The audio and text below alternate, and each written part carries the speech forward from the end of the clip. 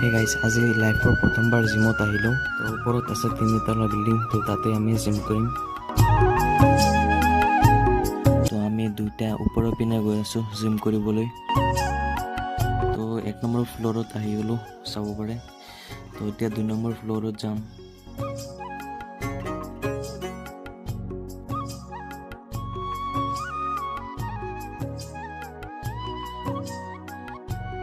তো এইটো হৈছে 2 নম্বৰ ফ্ল'ৰ। তো মানে 3 নম্বৰ ফ্ল'ৰত যাম, মানে ওপৰত।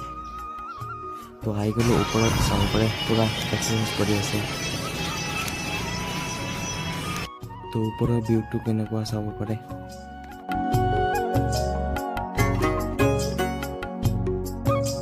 তো এতিয়া ৰুমত আহি গ'লোঁ জিম কৰিবলৈ। এয়া চাব পাৰে পূৰা মাৰি আছে।